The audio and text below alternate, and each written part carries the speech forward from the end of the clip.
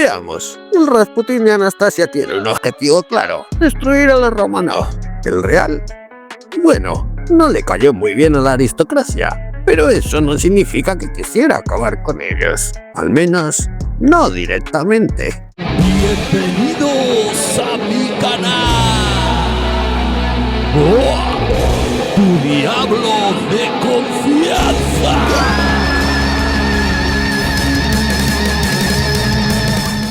Bienvenidos a la sección de cine y villanos diabólicos.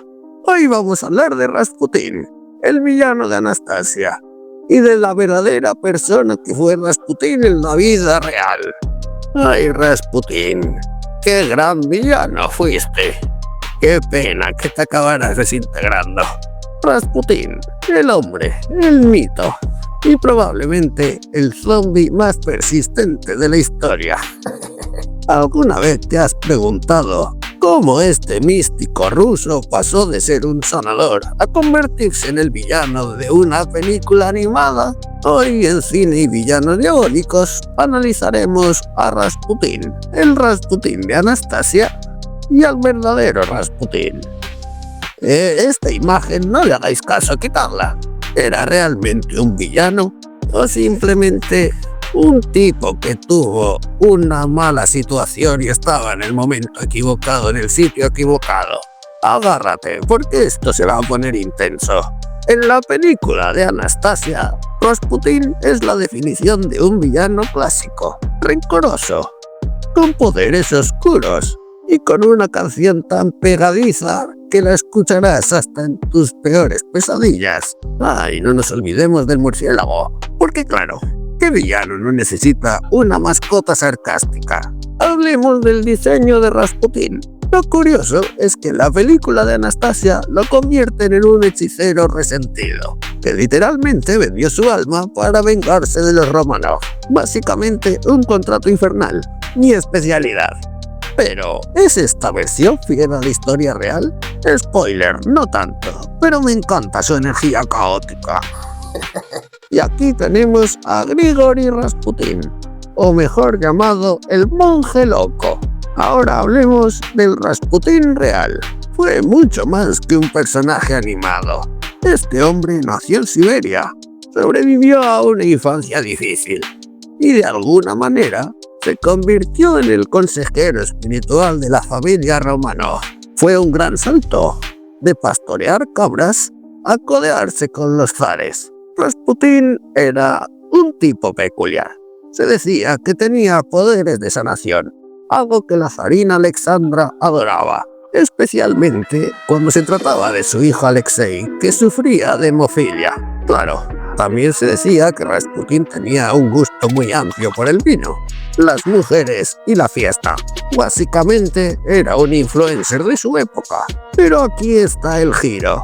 Rasputín no era un hechicero como en la película de Anastasia, pero sí tenía una habilidad impresionante para manipular a la gente. ¿Un villano? Bueno, más bien un hombre que sabía aprovecharse del poder de las supersticiones y de los rumores para mantenerse importante. ¿Cuántos de vosotros conocéis a alguien así en vuestra oficina? Aquí tenemos a los dos. Veamos, el Rasputín de Anastasia tiene un objetivo claro: destruir a los Romanov. El real, bueno, no le cayó muy bien a la aristocracia, pero eso no significa que quisiera acabar con ellos. Al menos, no directamente. En la película, Rasputín tiene un frasco con un elixir verde que utiliza para invocar los poderes oscuros. El Rasputín real tenía vodka. Y sinceramente, a veces pienso que eso puede ser igual de peligroso. Y luego tenemos la muerte de Rasputín. El animado se desmorona en un espectáculo de fuego verde. El real, bueno, sobrevivió a ser envenenado, apuñalado, disparado y después finalmente ahogado. Este hombre era el Terminator de su época. La reflexión de todo esto, humanos, es: ¿Rasputín realmente era un villano? En la película, claro que sí. Es el típico malo malísimo, con poderes oscuros y una obsesión insana por la venganza. Pero en la vida real es más complicado.